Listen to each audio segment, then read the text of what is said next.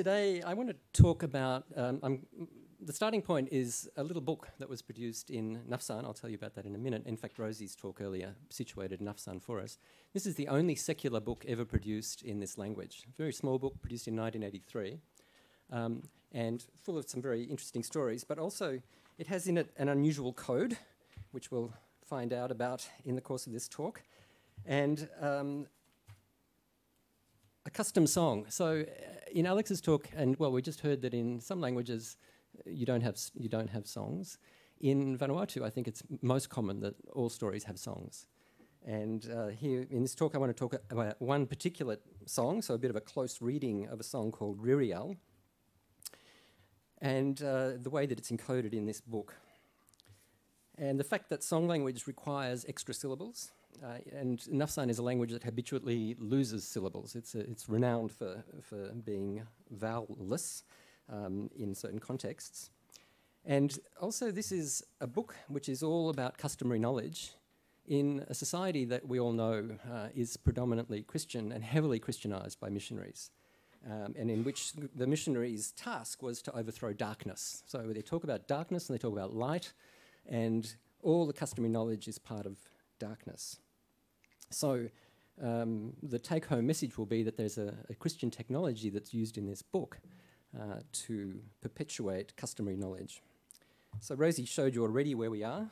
We're in central Vanuatu, and there's a nice aerial image of Ericor village, very close to Port Vila. So as I say, the book was produced in 1983. Got to keep my notes. It contains 12 stories with hand-drawn illustrations, and it was published by the University of the South Pacific in Port Vila, funded by the Australian High Commission. The contents are all custom stories dealing with chiefs with multiple wives, magic ways of getting seafood, giants who walk between islands, and devils, and so on.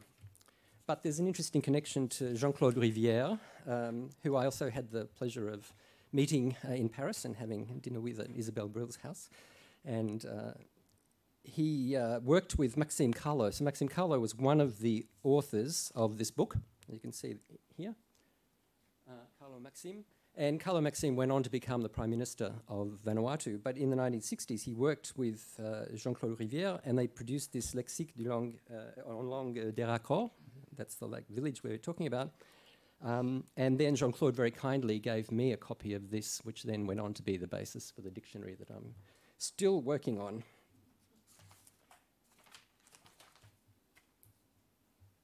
The last page of the story of Ririal has this peculiar code on it, something that I couldn't figure out when I first saw it. So it's a story of Ririal and Ririal, who are two brothers who go to gather fruit.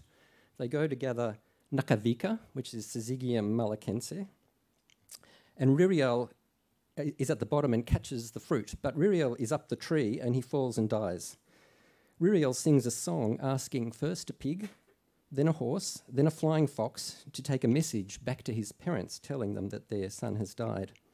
The first two animals ignore the request, but the flying fox takes the message and the parents come to take their son and bury him.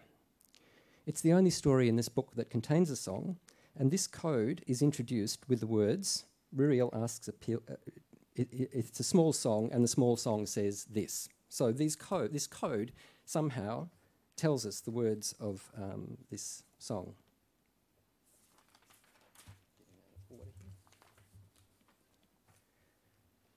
Songs feature as I said, in the stories of Vanuatu. On here, you can see a handwritten manuscript that's in Arthur Capel's papers, which we have in the Paradisec collection. And you can see, just looking at the page, that you have some sort of poetic rendition here. It's a song. And it's written in an early, classic form of the language. So it's not in the language of today. And so what I did was to get take this and have it presented here, translated into current language, and also translated into Bislama. So people today were able to interpret what was said here and produce it in current Nafsan. But it's an archaic form of the language. In fact, it's a form of the language that looks a lot like Ngunese, the language to the north, which really is a more archaic form of Nafsan. the various custom stories that I've recorded over the last 25 years, only 4 have included songs, written, that is, in people's memories today. Now, one of the things I said was that this is a language that habitually loses vowels.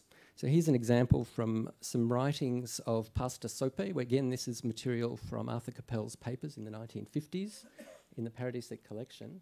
And on the left, you can see a number of forms. So here we have Baki, and the current form is Bak. Bakutov, current form is Bakutov. Bareng, Preng, Bisol, Sol, Bunak, Bnak, and so on. You can see that the medial vowels and often the final vowels are lost. However, in the songs, they rely on a syllabic structure for rhythm, and it's no surprise that songs retain vowels to maintain the rhythmic structure, as we'll see. Let's listen to the songs. It's nice talking about songs, but let's listen to... This is my recording of the song in the 1990s.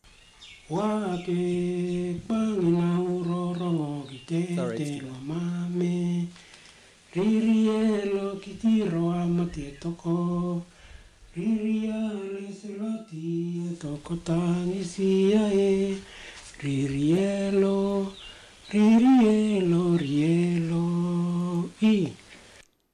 That's one version, and the other version is in some recordings from the Vanuatu Cultural Centre, but undated, so I don't know when they're from, but you'll see that the song is substantially the same. Ririelo, selatia tokotang isiae, ririelo, rielo, I.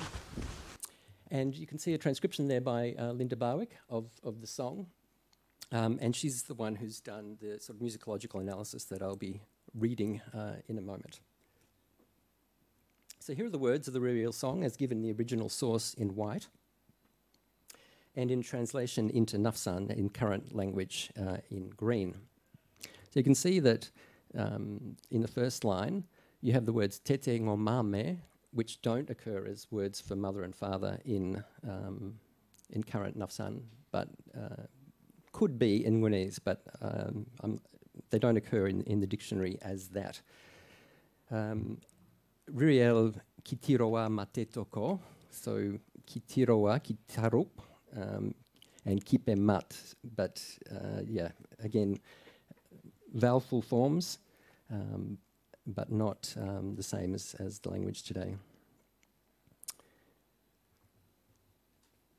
So the number of syllables are maintained by keeping not only the vowelful forms, but also by epenthetic vowels. So the orange forms here, so wak, the there has no function except to maintain the rhythm, and or could be seen as a sort of vocative, ririel or, but typically, and then again, tangisi ae in the third line, and ririel e, maintaining the rhythmic structure.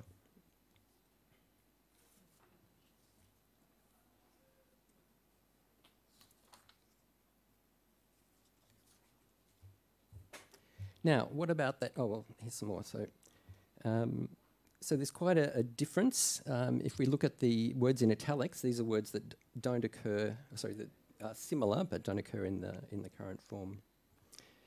But the code, back to the code. By chance, when I was in Lelepa, I found a hymnal that had very similar coding. And here you can see the hymn, and up here a coding that's very similar to what we saw in the last page of the Ririel song.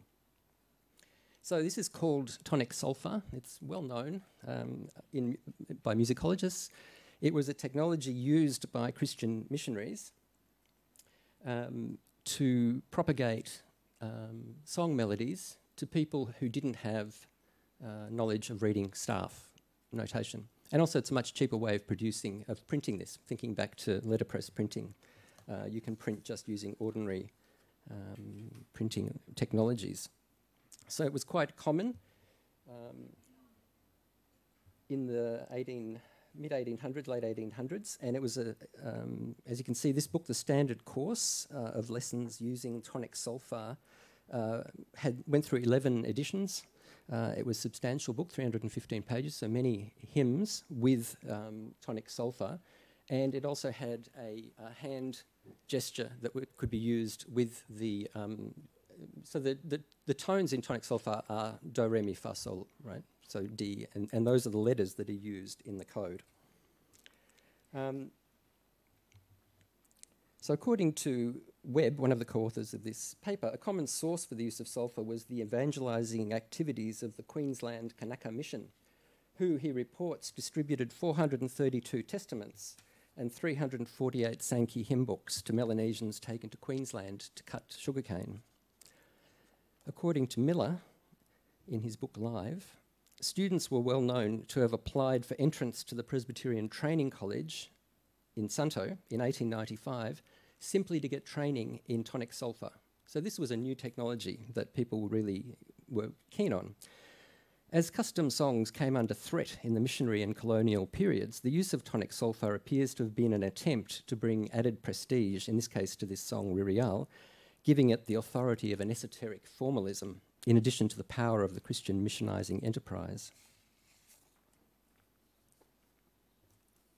And to show the importance of solfa, here's an article from the Brisbane Courier of 1907, which says, 21 Kanakas comprising 19 men and 2 women arrived in Brisbane last night.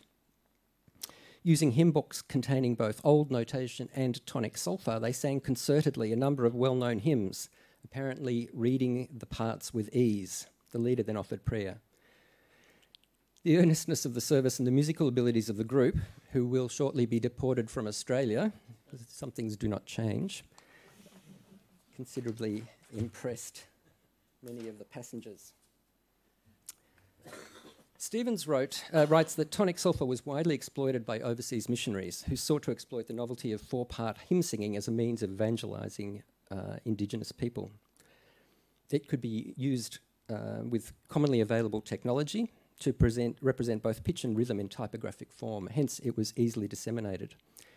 Unlike music notation, solfa does not require training in staff notation that's also hard to reproduce.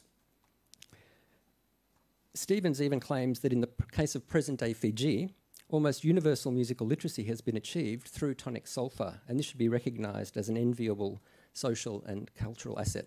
Oh, excellent. We have proof. Right. Very good. Right. Excellent.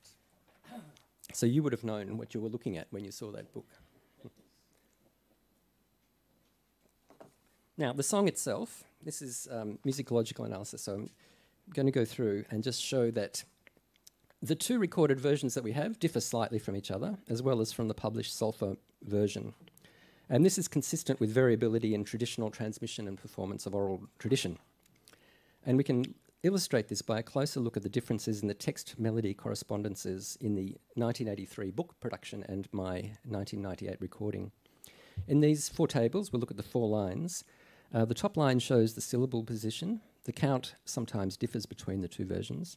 The second line gives the song text as written in the 1983 book, and the third line shows the published solfa version. The fourth line shows the pitch contour of the performed version in solfa, which was done by Linda Barwick. And the fifth line shows the text as performed in the 1998 recording, and discrepancies are highlighted in red. So in line 1, the wango of the written text are performed as a single syllable wak in the 1998.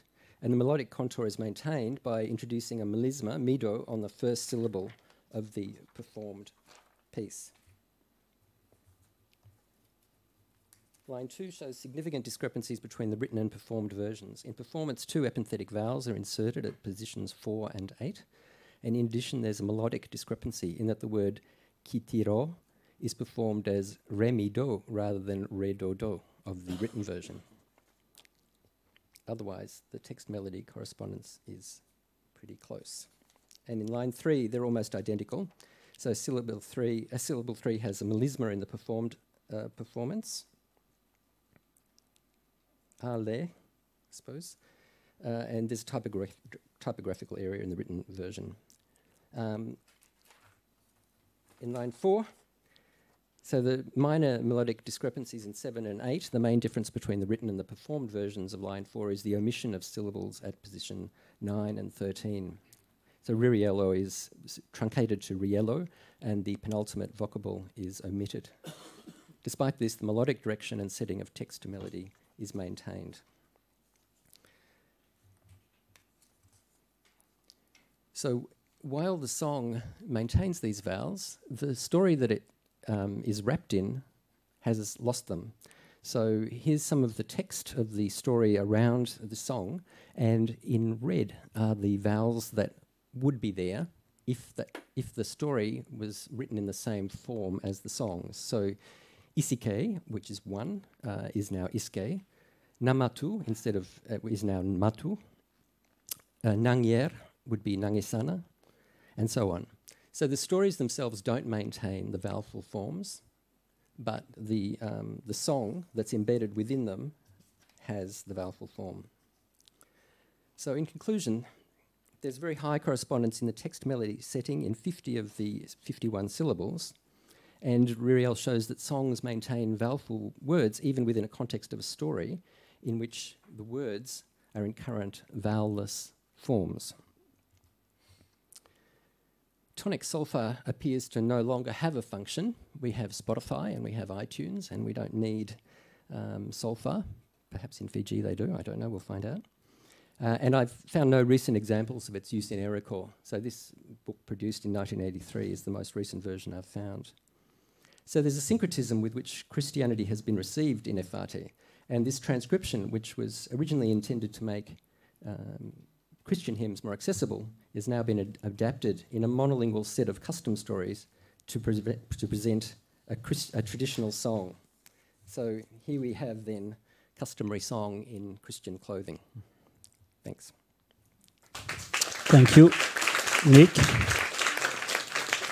If you have any question for Nick?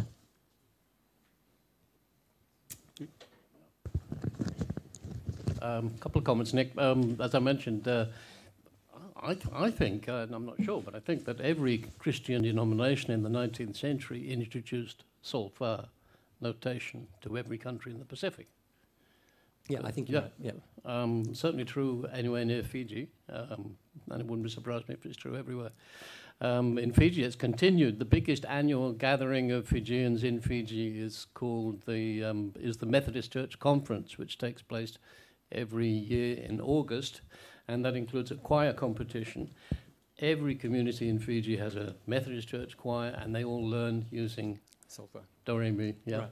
It's in The Sound of Music as well, by the way.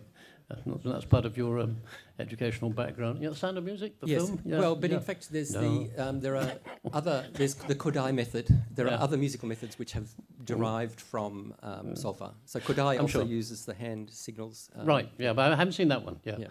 The other thing I wanted to make was the point I wanted to make was I believe in Rotuman the same thing happens. You know how Rotuman has long forms and short forms are what are usually used in most grammatical contexts. And they consist of the loss of the final vowel and umlaut of the preceding vowel and that sort of thing. Mm-hmm. In songs and poems, I believe it's always the long forms that are used. Yeah. Yeah, Yeah, so I it's the think same it's very situation common, in Rotuman. Yeah. Yeah, Ross?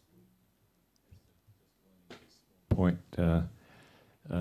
surely you should be saying not Nguna but Proto-Efate. I mean, Yeah. that's. I mean, I realize Nguna is the best guide to Yeah. that, but nevertheless, it's impressively old. Yes. Okay. Yeah. But using Nguna as the witness of Yeah. the more conservative variety of Yeah. Efate. Yes. Thank you. Yeah. Alex?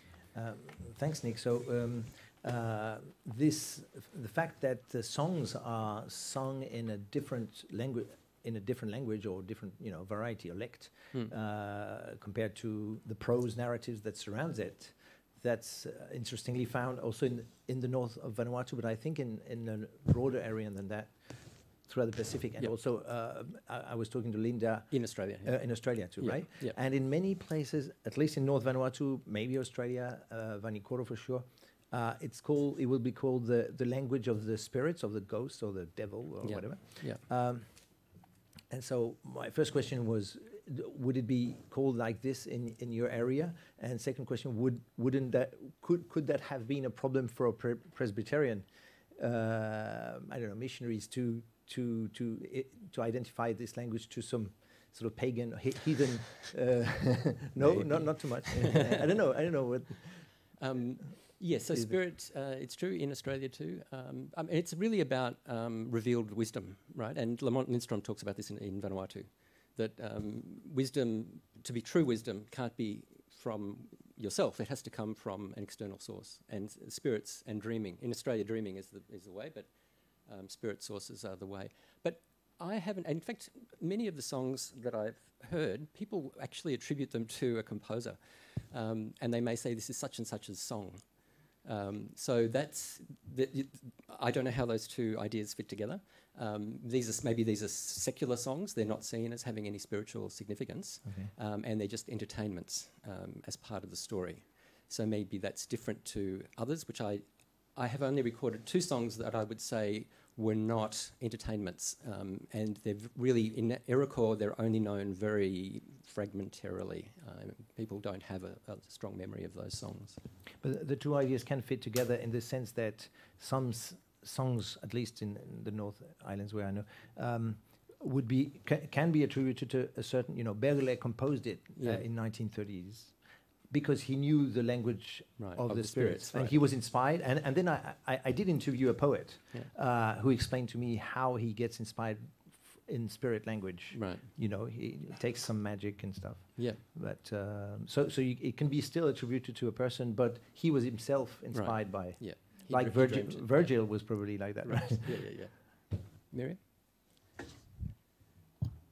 Thanks, Nick. That was a really interesting talk. It was well worth staying for the whole day for. This is just an observation. It's not a problem or anything like that. It just occurred to me, of course, that, there's a lot of syncretism that happens with different kinds of Christian sects. And some versions of Christianity have always been much happier to sort of accommodate traditional beliefs and stuff. And what I found really interesting about the case study you've got is that it's the Presbyterians who are doing it, because that's my impression has always been that the Catholics are much more open to kind of like just, we'll just accommodate it all, whereas the Presbyterians have been much more, as you say, on this sort of dark and light thing. I think, it's probably, it would be, I'm sure you are digging down to sort of try and find out from people in Iroquois and stuff, who was putting these documents together, Well, but I've recorded many custom stories in Iroquois, and they're all about devils, and they're all animist. And these are all very strong Christians. Right. Yes, of course, that's the overarching paradox in Vanuatu in general. But I understood you to be saying that one of the things that you were interested in with this particular case was that it was an Indigenous publication and that it was co-opting the technology of Christianity to express something like that. So usually when people are telling the custom stories, it's quite seen as you're not doing Christianity then. Yes. Yeah. I've never heard, for instance, a custom story told in church. Yes. Maybe you have. But no. Yeah. No, anyway, that's correct. Thank you. Yes. Yeah. I really like your talk, but I also want to say that there's one thing that struck me from your presentation. It is the difference between the song, basically the songs or the stories, and the current language. So basically, what you're presenting to us is a diversity of pace of change that may occur in language that is spoken and in language that is sung or narrated in official moment, like could be a public narration or could be a children, whatever. It doesn't matter, but it is an official different mode of using language. So, and that is really, really interesting to me in that regard. Thank you for pointing that out. Right. Because you lose the vowels in a specific form and you don't in the other, because otherwise you would have to change the music. Yeah, exactly. I think it's certainly in Australia, it's commonly known that songs can be in language that nobody who sings them understands. That's common. And but a linguist looking at that might trace it back to, so it actually gives you a sense of the song's movement, where it came from. Yeah. So songs are very good at maintaining archaic forms. Yeah, it's the same. In Polynesian there are so many songs that those who sing them, they don't even know what they mean. Yeah. In Tonga, that's the way it is. Yeah. But it's actually very interesting because it tells you about oral tradition and about the importance of passing oral tradition on verbatim that these essentially do retain this archaic form, and there's a sort of authority in the song that drives this retention of the old form, which is very interesting.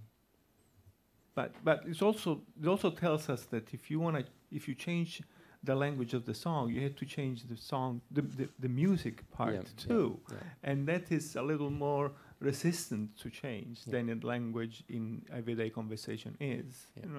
That's that, I think. Thank you.